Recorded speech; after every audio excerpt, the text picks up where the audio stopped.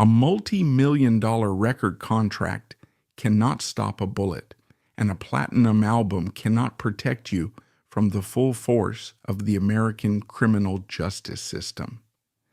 At just 22 years old, Snoop Dogg harbored the fatal delusion that corporate wealth had permanently erased his ties to the Rollin' Twenties Crips. But the underworld does not respect Billboard charts, and a violent park confrontation soon revealed exactly how a gang shootout pulled Snoop Dogg into a deadly criminal case. Trapped in a suffocating vice, he was forced to wear a Kevlar vest every single morning, hunted by rival gangs on the asphalt, while prosecutors weaponized his own lyrics to execute him in court. Today we dissect one of the most terrifying trials in music history, where art didn't just imitate life, it almost became a literal death warrant. But before we step inside that suffocating courtroom, we must first tear away the friendly, corporate grandfather image that Snoop Dogg holds in modern pop culture today. We have to travel back to the late 1980s, to the sun-drenched but deeply fractured streets of Long Beach, California. To tourists and outsiders, Long Beach was a beautiful coastal haven defined by the Queen Mary ocean liner, pristine beaches, and towering palm trees.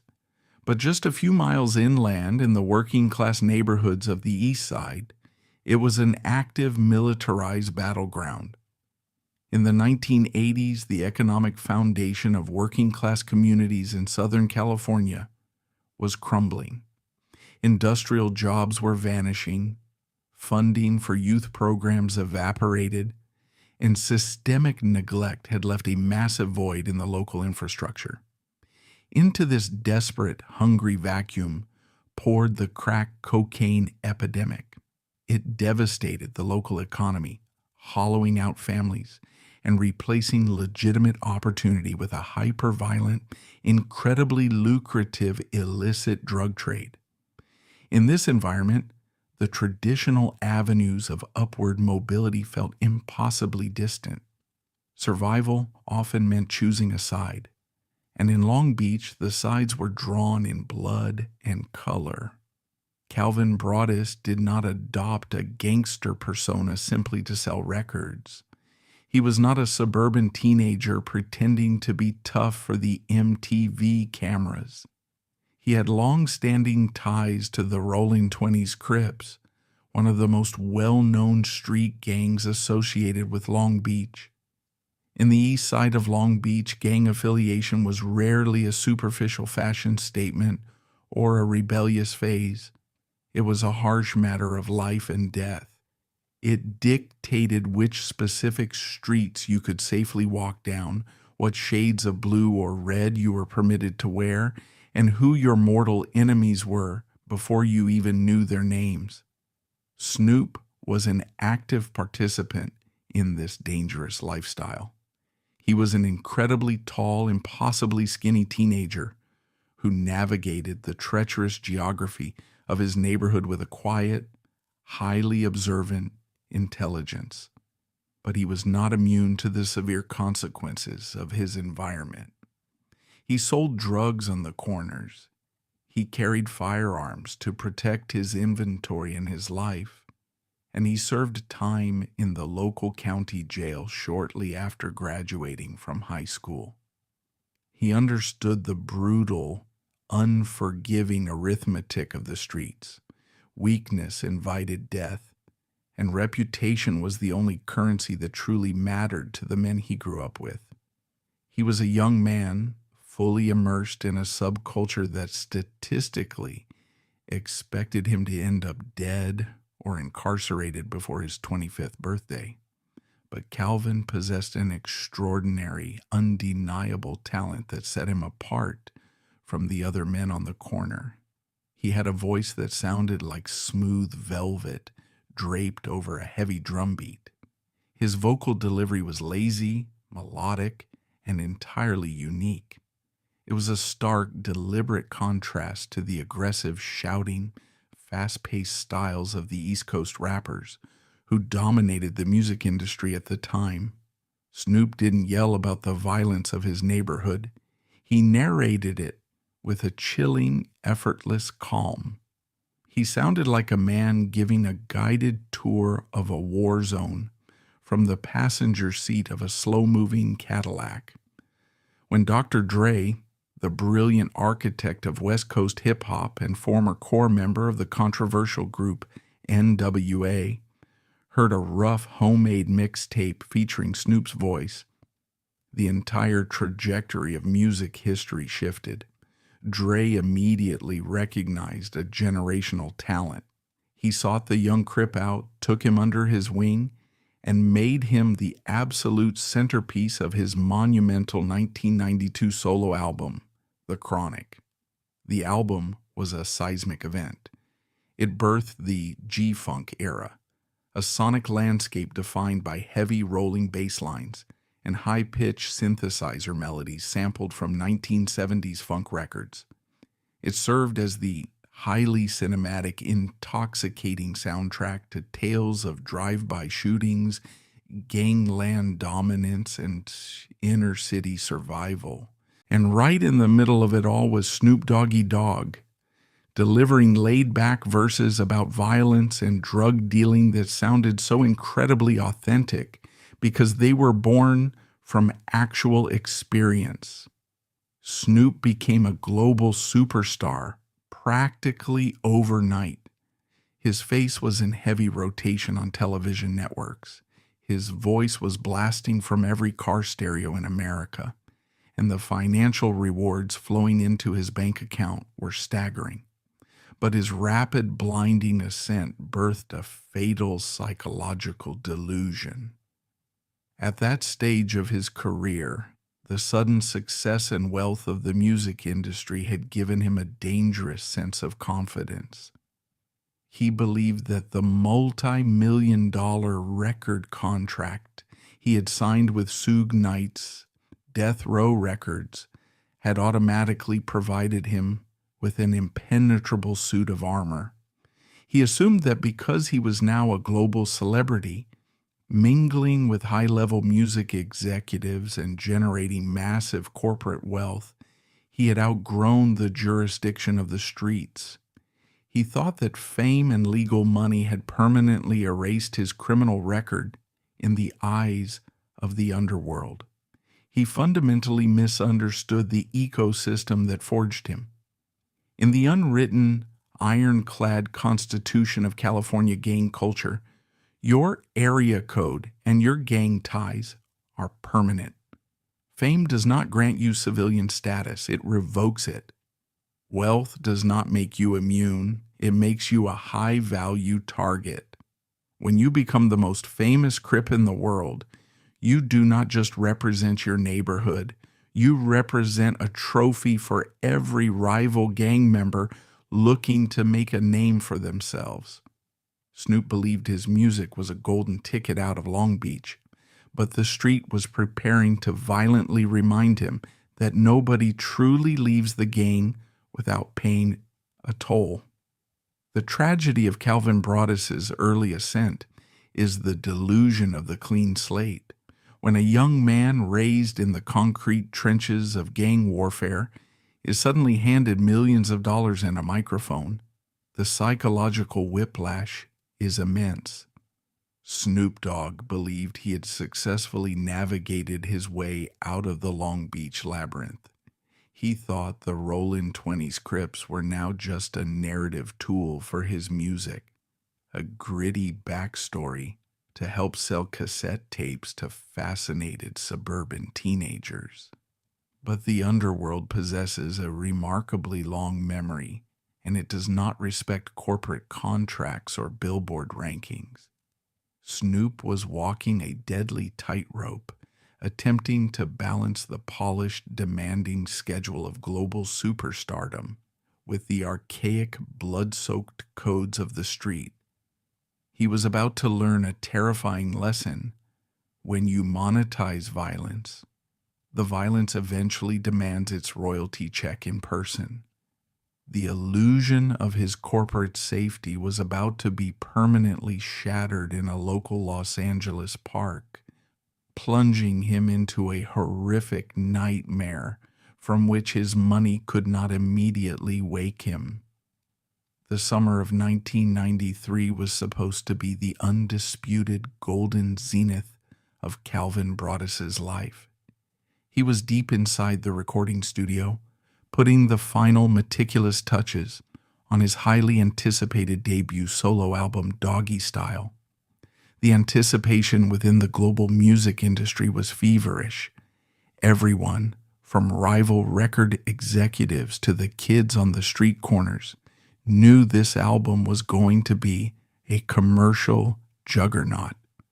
Snoop was channeling his lived experiences into the microphone, blending the harsh, terrifying realities of California gang life with the infectious, party-ready synthesizer, heavy G-funk production crafted by Dr. Dre. He was essentially writing the soundtrack for a generation, and the world was hanging on his every word. During these intense studio sessions, Snoop recorded a track that was vastly different from the upbeat celebratory anthems that would soon dominate the radio. The song was titled Murder Was the Case. It was a complex, profoundly dark, and ultimately prophetic piece of music. It was not a typical club anthem designed to make people dance. It was a fatalistic, claustrophobic narrative detailing a fictional scenario where a gangster is involved in a brutal drive-by shooting, suffers a critical gunshot wound, makes a desperate supernatural deal with the devil to survive, and ultimately ends up facing a life sentence in a maximum security prison. It was a masterpiece of vivid storytelling, showcasing Snoop's deep-seated subconscious anxieties about the violent lifestyle he was still tethered to. It was a reflection of the paranoia that haunted him every time he closed his eyes. But as he stepped out of the vocal booth and listened to the playback, it was still just a song. It was just a piece of art pressed onto vinyl.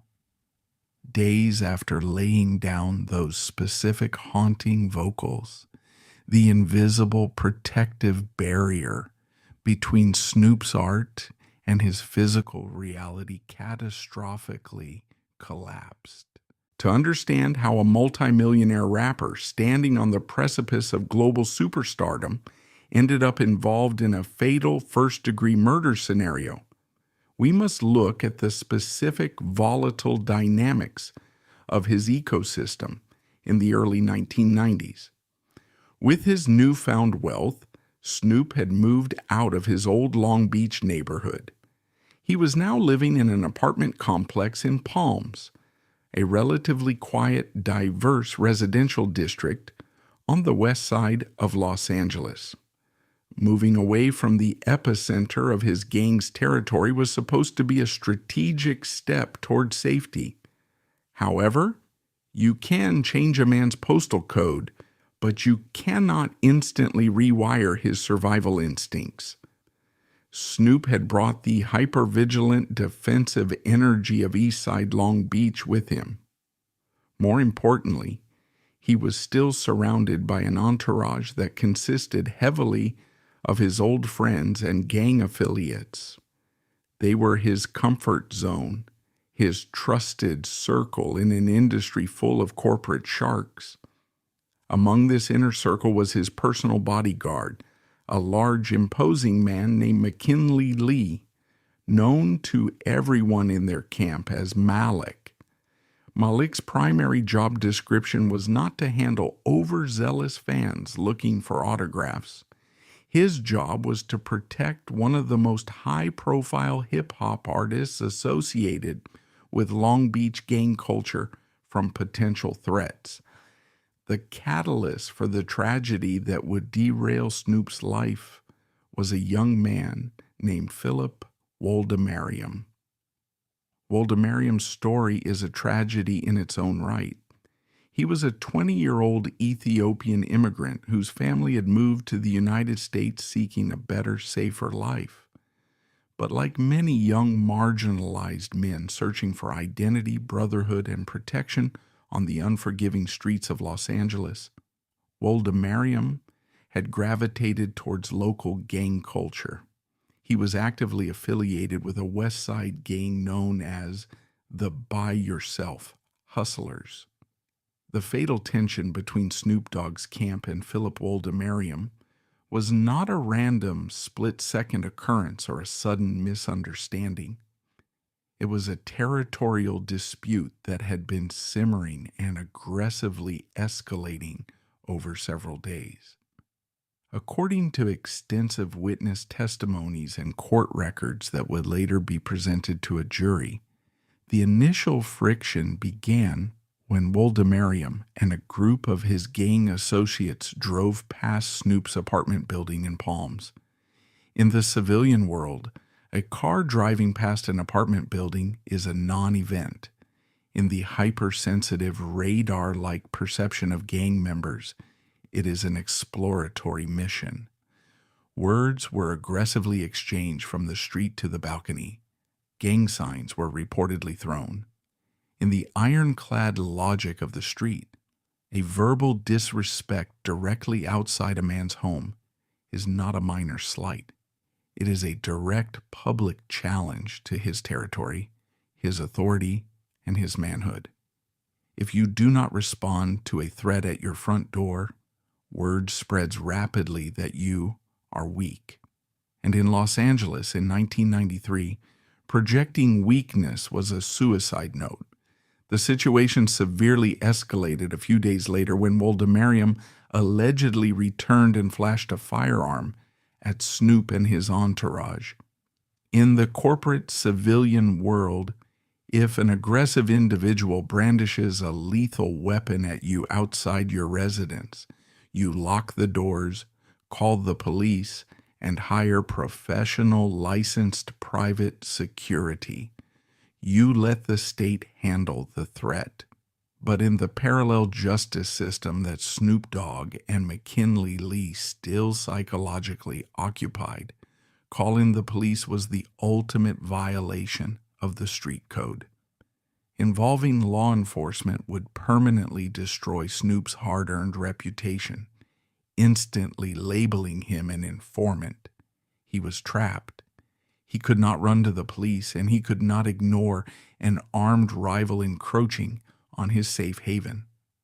The tension became a rapidly burning fuse, and the inevitable catastrophic explosion occurred on the early evening of August 25th, 1993.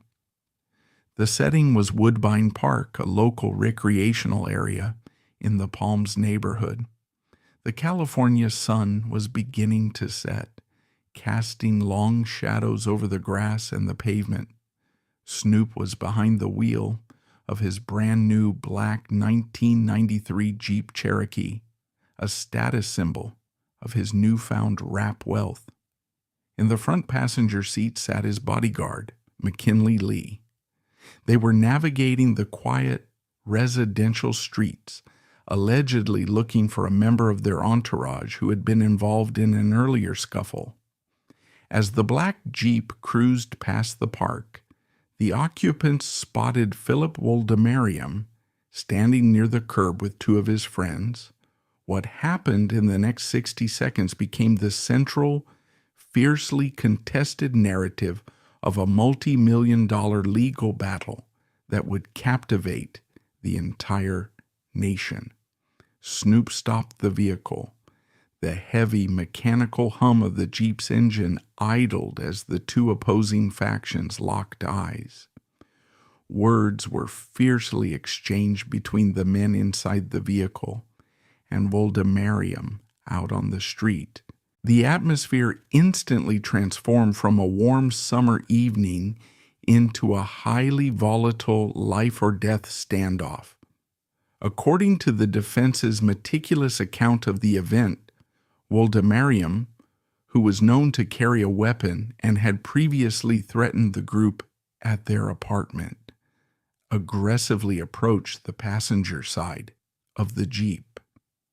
As he rapidly closed the distance between the pavement and the passenger window, he reached his hand toward the waistband of his trousers. In that microscopic fraction of a second, the primal, ingrained survival instincts of the streets overrode logic, reason, and the promise of a multi-million-dollar record deal. McKinley Lee was a bodyguard, tasked with a very specific, highly dangerous duty: protecting the life of the most famous and visible hip-hop artist on the planet. He did not wait to negotiate.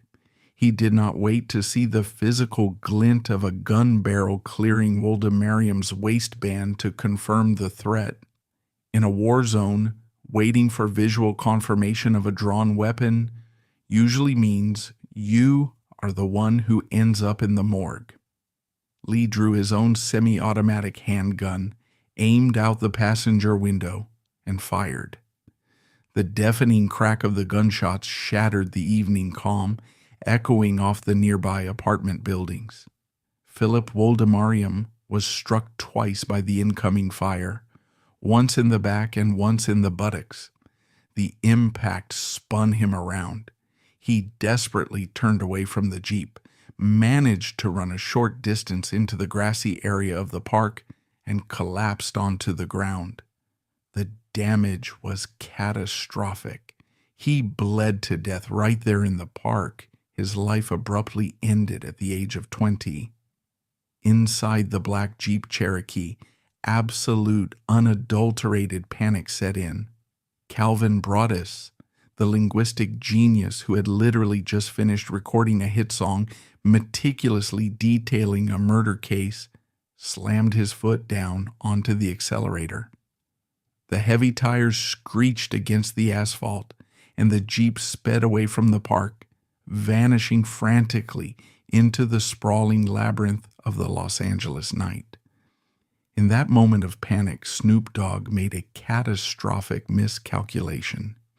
He acted on the instinct of a street hustler fleeing a crime scene, failing to recognize the severe legal mechanics of the state of California. In the eyes of American criminal law, the mechanics of a murder charge are brutally, uncompromisingly clear.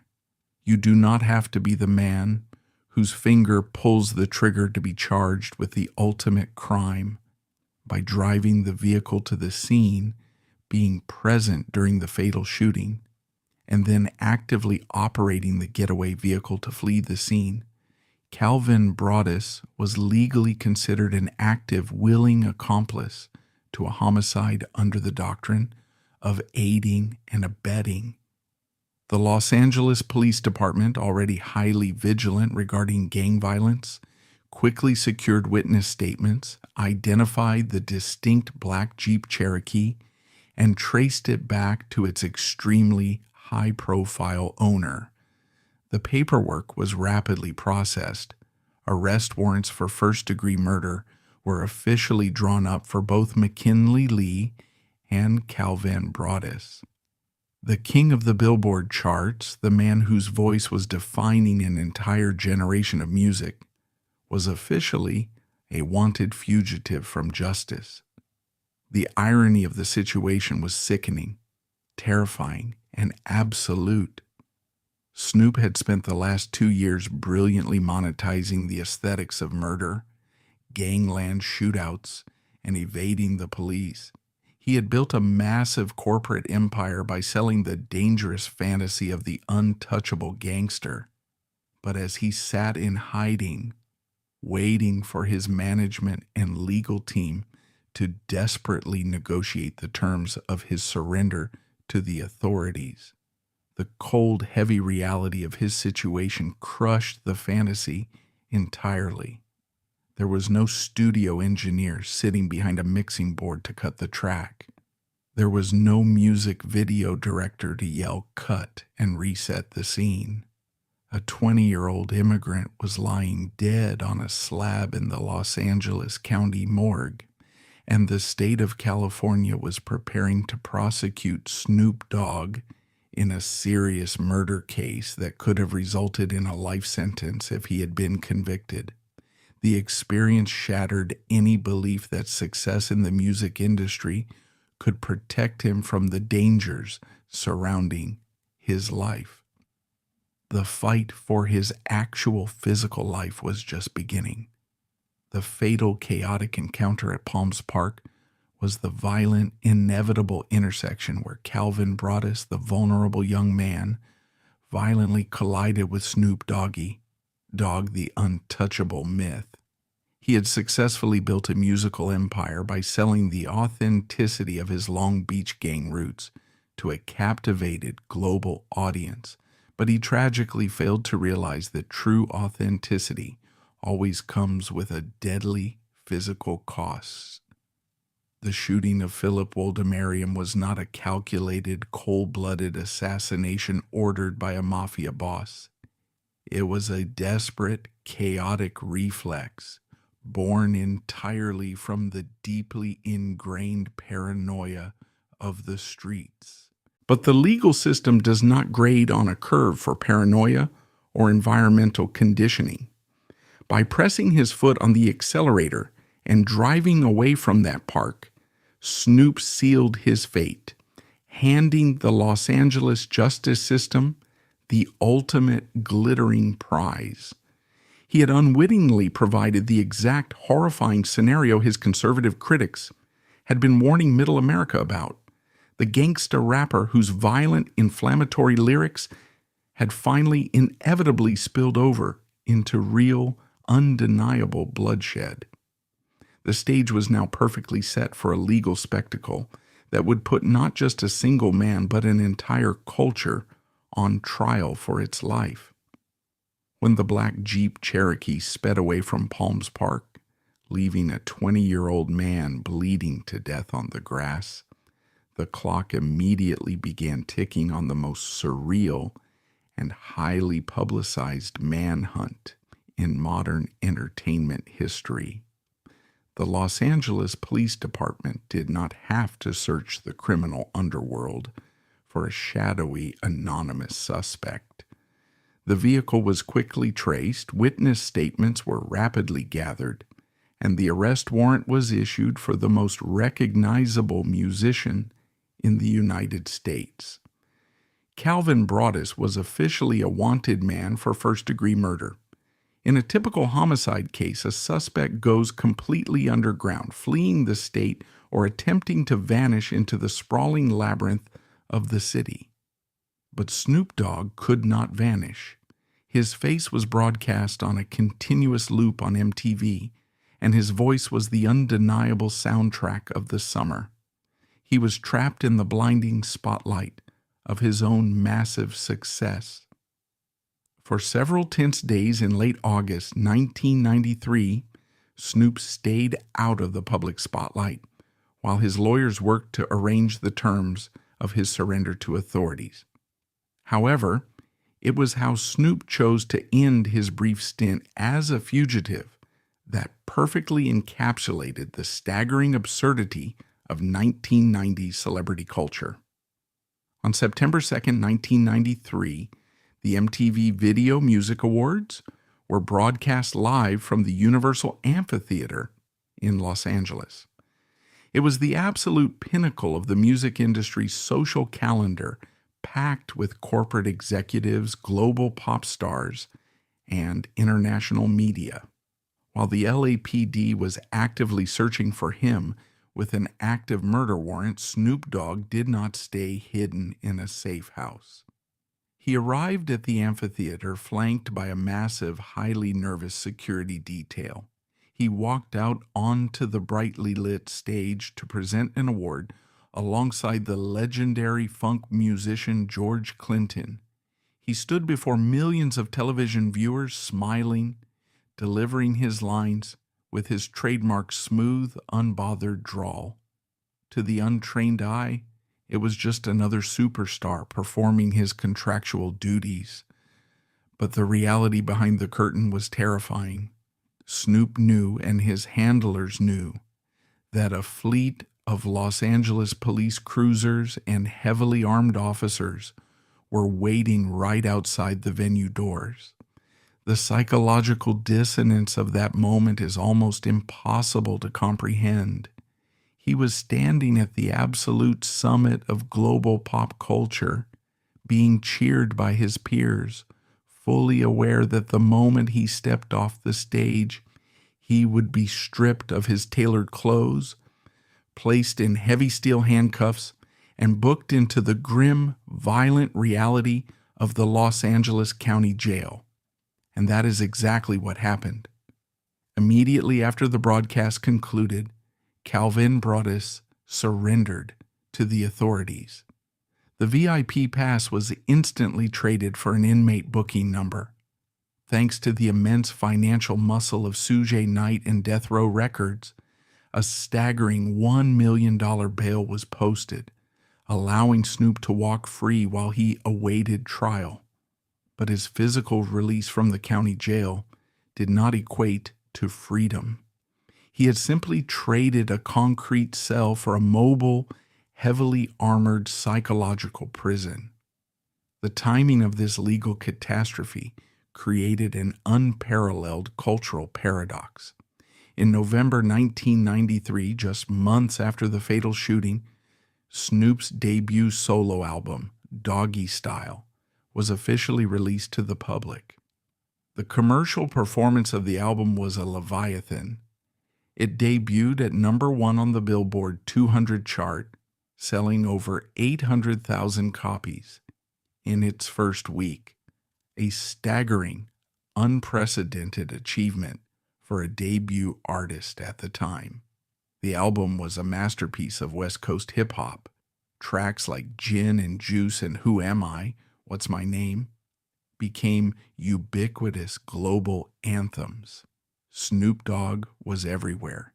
His merchandise was flying off the shelves, his face was on the cover of Rolling Stone magazine, and he was generating millions of dollars in legal taxable revenue. Yet his daily existence was a waking nightmare. The preparation for the impending murder trial forced Snoop into a dual state of execution. He was caught in a lethal vice between the streets that raised him and the government that governed him. On the physical level, the associates of Philip Woldemariam wanted immediate blood. In the rigid, uncompromising, and deeply historical rules of Los Angeles gang warfare, the shooting of an affiliate demands immediate violent retaliation. The rival factions did not view the Palms Park incident as a tragic act of self-defense. They viewed it as a blatant execution, and they wanted the most famous Crip in the world dead. Snoop could no longer enjoy the fruits of his monumental success. He could not drive to a restaurant, he could not walk down the street, and he could not safely perform at local venues. He was forced to travel in a heavily armored multi-vehicle convoy. He had to wear a thick, heavy Kevlar bulletproof vest beneath his clothing every single time he left his home. He was a multi-millionaire, idolized by millions, who lived in constant, suffocating terror that a sniper's bullet fired from a passing car would find his head before a jury could ever read a verdict. On the other side of this crushing vice was the Los Angeles District Attorney's Office. For the American justice system, the prosecution of Snoop Dogg was not merely a local homicide case regarding the death of Philip Woldemariam. It was a highly politicized national proxy war. In the early 1990s, the United States was experiencing a massive, highly organized moral panic regarding the explosive rise of gangsta rap. Conservative politicians, advocacy groups, and law enforcement agencies across the country had launched a fierce crusade against the genre. Figures like the political activist C. Dolores Tucker and various members of Congress argued passionately that the music was a toxic, radioactive poison. They claimed it was actively corrupting American youth, destroying the moral fabric of society, and directly glorifying the murder of police officers and rival gang members. They did not view artists like Snoop Dogg as inner-city journalists or entertainers. They viewed them as the literal malevolent architects of urban decay. The prosecution team in Los Angeles, led by Ed Tingley, saw the Palms Park shooting as the ultimate, undeniable vindication of this moral panic. Some observers believe the prosecution saw the case as an opportunity to send a strong message about gang violence and gangsta rap culture. They did not just want to secure a conviction. They sought to put the entire cultural movement of hip-hop on trial for its life. Their legal strategy was terrifyingly simple, heavily biased, and struck directly at the very foundation of the First Amendment and artistic freedom. They systematically attempted to use Snoop's art as a literal factual confession of his character and intent. During the exhaustive pretrial hearings and the highly publicized trial itself, the prosecution repeatedly petitioned the judge to introduce Snoop's musical lyrics to the jury as evidence. They specifically wanted to read the lyrics of tracks like Tha Shiznit and the eerily accurate Murder Was the Case into the official court record. The prosecution's argument was that Snoop was not merely a fictional storyteller or a performing artist. They argued that he was a cold-blooded, active, and ruthless gang member who rapped about murder because he possessed a genuine psychological propensity and a deep desire to commit it in real life.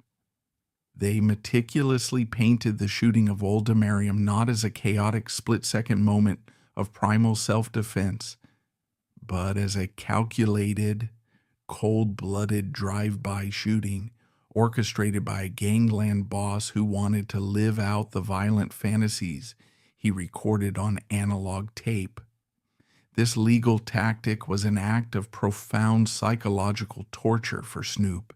It forced a 22-year-old man to sit in a sterile courtroom and realize that the very words, the specific poetry that had finally pulled him and his family out of crushing poverty were now being actively weaponized to construct his gallows.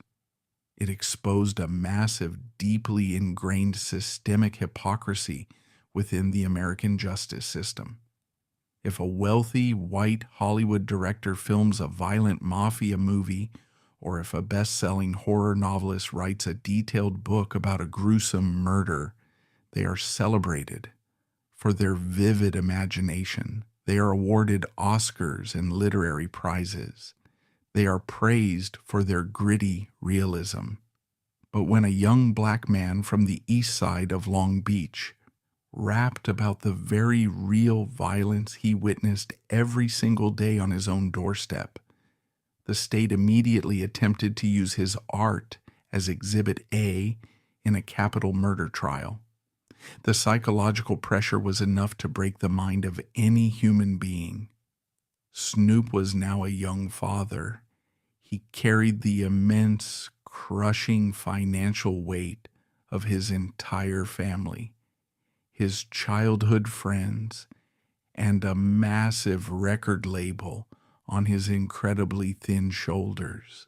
He spent his days sitting silently at a wooden defense table, legally forbidden from speaking out of turn, listening to men in tailored suits debate whether he should spend the rest of his natural life rotting in a concrete cell or be strapped into a chair and executed by the state. He realized with terrifying clarity that his fame and his platinum records had not protected him at all. Instead, they had made him the ultimate political trophy. The system wanted his head on a pike to prove a point to the rest of the country, and they were using his own rhythmic poetry to sharpen the blade. If he was going to survive this legal machinery, he needed an absolute miracle. And Death Row Records was preparing to purchase the most expensive, brilliant, and ruthless legal miracle money could possibly buy. The weaponization of Calvin Broadus's lyrics by the Los Angeles prosecution team was a chilling historic preview of a legal tactic that continues to deeply plague the American justice system today. It violently exposed the profound hypocrisy in how society views art, generated by marginalized, inner-city communities, compared to the art produced by the mainstream establishment. Snoop Dogg was trapped in a suffocating theater of the absurd. He was actively generating millions of dollars in taxable revenue for the state of California through his record-breaking album sales, while that exact same state spent millions of taxpayer dollars trying to execute him. The legal crisis forced him to confront the reality that fame and success could not shield him from serious consequences, leaving an exhausted, terrified 22-year-old staring down the barrel of institutional power. He had survived the physical violence of Long Beach, but to survive the intellectual and legal violence of the courtroom, he would require a defense strategy that didn't just bend the rules, but completely rewrote the narrative of the case. The stage was now set for the arrival of a legal titan who would turn the prosecution's case into a public autopsy of the Los Angeles Police Department. As the highly publicized murder trial of Calvin Broadus Jr. and his bodyguard McKinley Lee officially commenced in late 1995, the outlook for the 22-year-old rap superstar appeared exceedingly grim. The Los Angeles District Attorney's Office possessed seemingly unlimited financial resources, a highly motivated and politically ambitious prosecution team, and a societal climate that was openly, aggressively hostile towards the entire culture of gangsta rap. If Snoop had been an average, unknown 19-year-old from the east side of Long Beach, the outcome would have been a statistical certainty. He would likely have been assigned an overworked public defender, pressured into a heavy plea deal, quietly shuffled into the brutal California state penitentiary system, and entirely forgotten by society. But Calvin Broadus was not an average defendant, and he possessed a distinct singular advantage that the vast majority of young black men facing the Los Angeles legal system do not have: immense, highly liquid corporate wealth. Death Row Records, bankrolled and ruthlessly managed by its formidable CEO Suge Knight, fundamentally understood that their flagship artist was the financial engine of their entire empire. Snoop Dogg was generating tens of millions of dollars. They simply could not afford to lose him to the penal system. Consequently, Death Row spared absolutely no expense in assembling a legal dream team to protect their investment. And at the absolute helm of this elite legal squad was a man who had just become the most famous defense attorney on the planet, Johnnie Cochran. Johnnie Cochran was not merely a defense attorney, he was a brilliant legal tactician, a fiercely charismatic orator, and a man who possessed a forensic, terrifyingly accurate understanding of the institutional flaws deeply embedded within the Los Angeles Police Department. He was already nationally recognized for his courtroom skills and would soon become widely known for his role in the O.J. Simpson trial. Cochran knew exactly how to dismantle the credibility of a police investigation in front of a Los Angeles jury, especially in the highly volatile post-Rodney King era, where public trust in the LAPD was already severely fractured.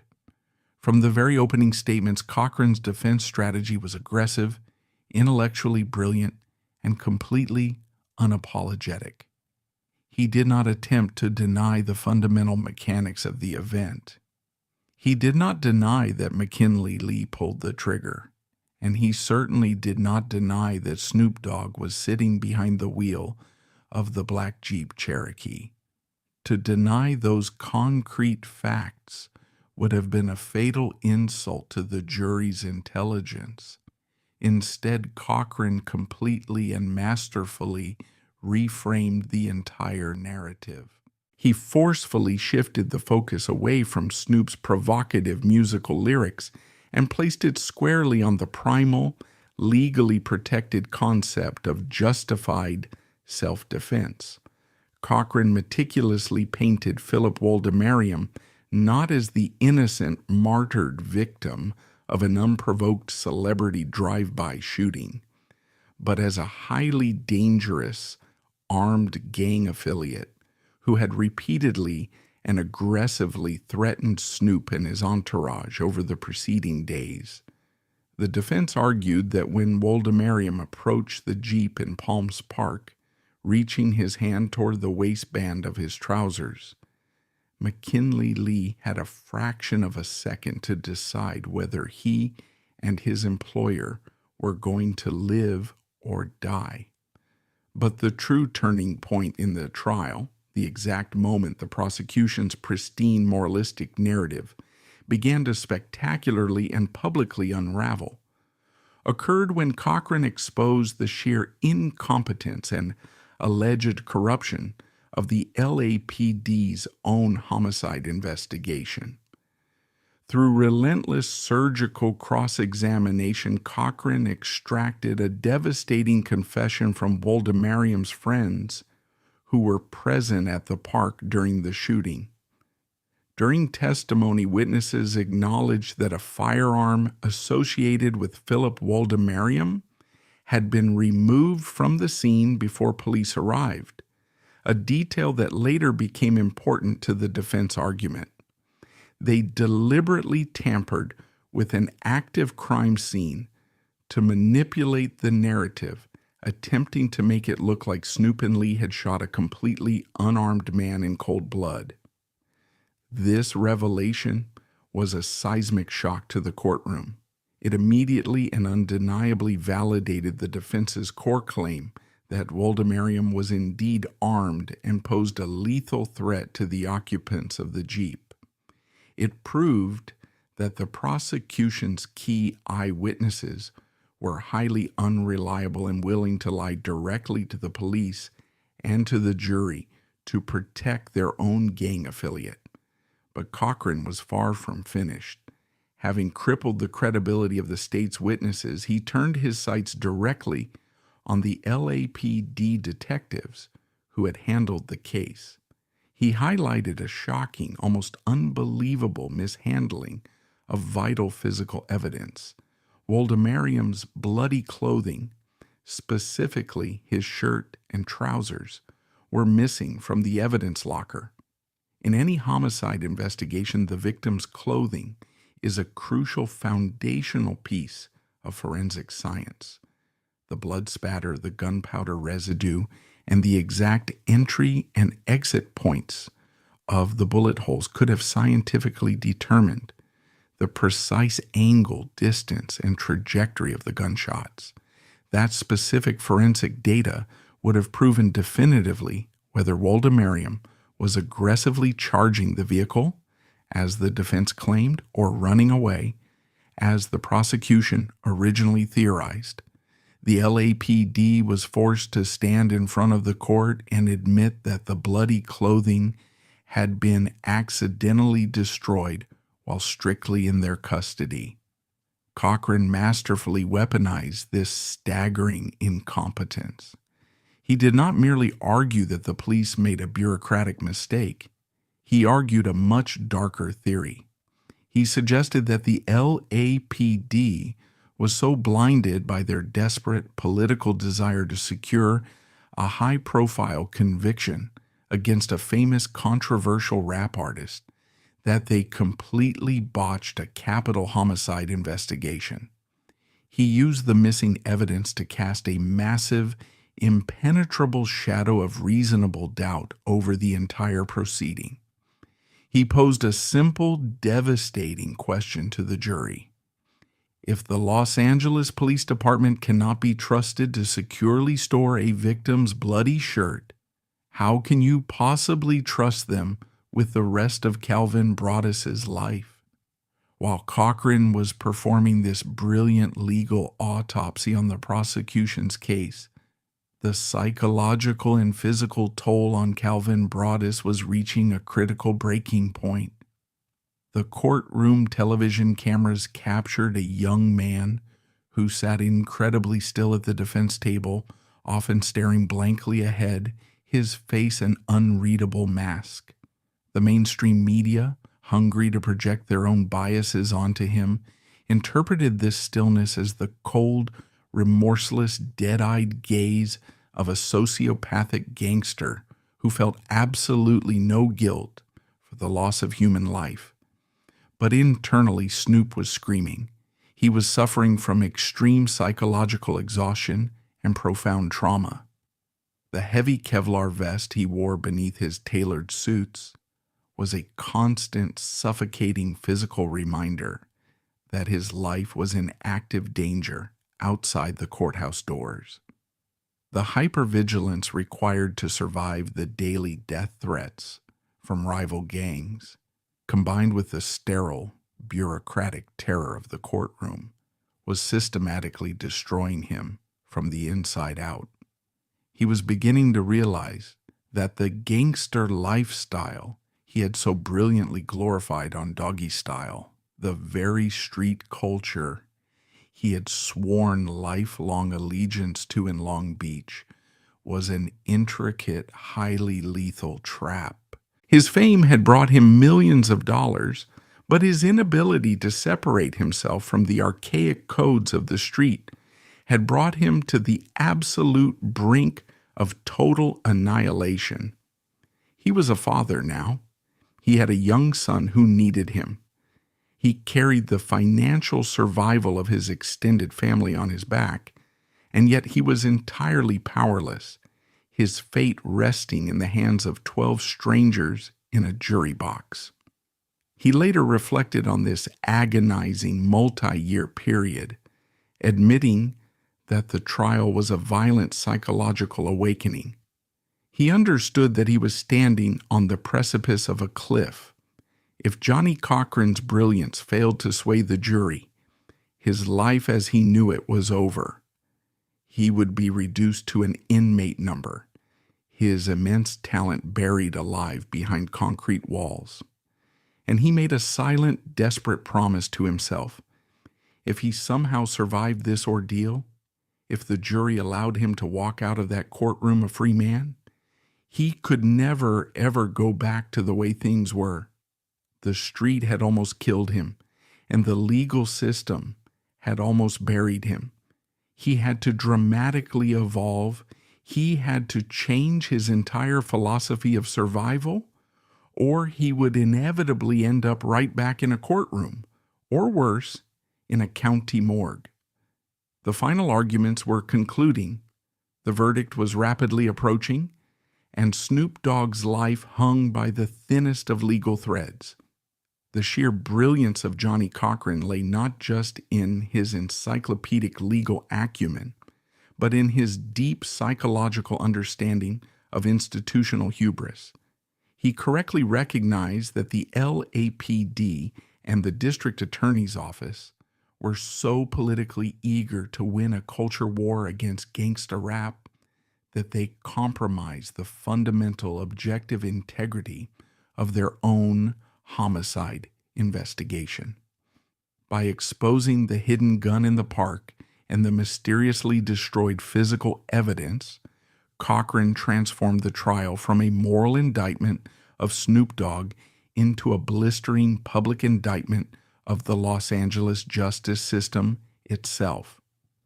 But for Snoop, these monumental courtroom victories offered no immediate psychological relief. He remained a captive spectator in a multi-million-dollar gladiatorial match where his own life was the grand prize. He had learned the harshest, most cynical lesson of the American legal system. Factual innocence is rarely enough to save you. You must possess the immense financial capital required to prove it. As the jury solemnly retreated to the deliberation room to decide his ultimate fate, Calvin Broadus sat in the terrifying, deafening silence of uncertainty. As the jury retreated to the deliberation room, Calvin Broadus was plunged into a suffocating psychological torture chamber. For days that stretched into weeks, the multimillionaire icon was stripped of his autonomy, forced to wait in terrifying limbo as 12 strangers decided whether he would return to his young son or vanish forever into the dark abyss of the California penal system. He paced the floors of his home, entirely unable to enjoy the immense wealth he had generated. He was trapped in the devastating paradox of his own success. His voice was free, playing on every radio station in the world, while his physical body hovered inches away from a permanent steel cage. Finally, on the morning of February 20th, 1996, the jury signaled to the court that they had reached a verdict. The atmosphere inside the Los Angeles courtroom was thick, heavy, and electric with tension. The room was packed to absolute capacity with journalists, family members, and heavily armed bailiffs. The global media apparatus was dialed in, waiting to broadcast the fate of gangster rap's most prominent figure. Snoop Dogg, dressed in a sharp conservative suit, a stark, deliberate visual departure from the oversized flannel shirts and blue bandanas that defined his public image, stood slowly beside his attorney, Johnny Cochran. McKinley Lee, the man who had actually pulled the trigger, stood beside him. The judge called the court to order and asked the jury foreman to hand over the verdict forms. The silence in the room was deafening. We, the jury, in the above entitled action, find the defendant, Calvin Broadus, not guilty of the crime of murder. The words echoed through the sterile courtroom. The jury subsequently read the exact same not guilty verdict for McKinley Lee. Furthermore, they found both men not guilty of the lesser alternative charges of voluntary manslaughter. When those words were spoken, Calvin Broadus did not erupt in celebration. He did not boast. He did not smile for the cameras. And he certainly did not display any arrogant signs of gangland victory. He simply closed his eyes, dropped his head slightly towards his chest, and let out a long, shuddering breath.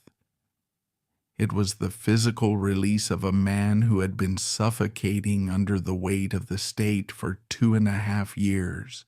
The jury had concluded that the Los Angeles prosecution team had fundamentally failed to prove, beyond a reasonable doubt, that the shooting in Palms Park was anything other than a chaotic, desperate act of self-defense against an armed aggressor. Johnny Cochran's brilliant dismantling of the LAPD's botched investigation and the exposure of the hidden firearm had worked. The state's attempt to use Snoop's rhythmic poetry as a literal confession of murder had been rejected by the jury. He was legally a free man. But the historical, personal, and psychological consequences of this verdict were monumental.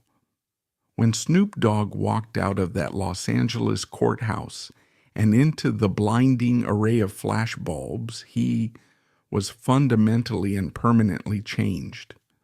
The trial was the brutal crucible that forced him to aggressively mature.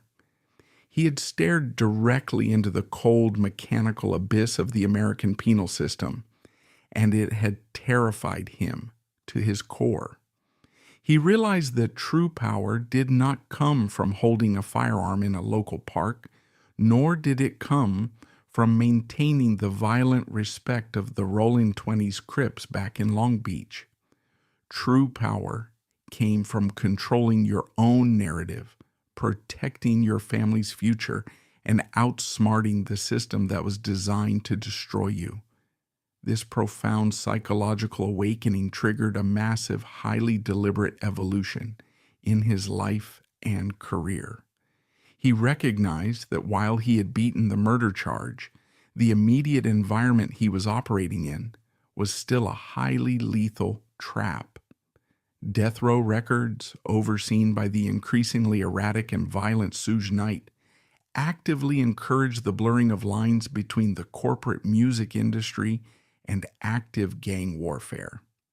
Death Row had financed his brilliant legal defense, but the label's deeply toxic culture was exactly the kind of volatile environment that would inevitably drag him right back into a courtroom or put him in the crosshairs of a rival gang's retaliation. The reality of this danger was horrifyingly validated later that same year when his label mate, Tupac Shakur, was murdered in Las Vegas in September 1996. Despite the escalating violence and a clear need for geographical distance from the gang politics of Southern California, Snoop initially remained at Death Row Records to fulfill his contractual obligations, releasing his second album, The Dogfather, in November 1996. It wasn't until 1998, after CEO Suge Knight was sentenced to prison and the label began to collapse under its own weight, that Snoop officially finalized his departure. Seeking both physical sanctuary and financial stability, he relocated to the American South and signed with Master P's No Limit Records in New Orleans. Master P operated his label with a strict business-first approach, providing Snoop with the secure infrastructure he needed to rebuild his career away from the West Coast feuds. Over the next 2 decades, Calvin Broadus executed one of the most remarkable, successful, and unprecedented image rehabilitations in the entire history of American pop culture. He systematically and deliberately shed the terrifying, violent gangland image that the prosecution had tried to use to execute him in 1996. He transitioned from a feared, highly controversial street soldier to a versatile actor, a reggae artist, an Olympic commentator, a television personality baking brownies alongside Martha Stewart, and a highly successful corporate entrepreneur. He evolved into a universally beloved, ubiquitous grandfather figure in global entertainment. But beneath the friendly, laid-back demeanor and the staggering commercial success, the heavy legacy of the 1993 murder trial remains a dark, foundational pillar of his story. The trial highlighted the profound inherent dangers of art imitating life. It proved that in the eyes of the American justice system, the line between a black artist's fictional persona and their literal, physical actions is dangerously, terrifyingly thin. The prosecution's desperate political attempt to use Snoop's lyrics as a literal confession set a chilling legal precedent. It is a highly controversial tactic that continues to haunt the hip-hop community today. We see the exact same strategy being deployed in modern courtrooms across America, where prosecutors routinely introduce rap lyrics to secure massive RICO indictments against young artists, attempting to criminalize their poetry and their environment under the guise of gang conspiracy laws. Snoop's harrowing ordeal remains a stark, uncompromising lesson about the inescapable gravity of the streets. You cannot play a dual role. You cannot be a global corporate superstar attending award shows, while simultaneously operating as an active street soldier in your old neighborhood. The streets are a jealous, unforgiving master. They do not care about your Billboard rankings. They do not care about your platinum plaques. And they certainly do not care about your newfound wealth.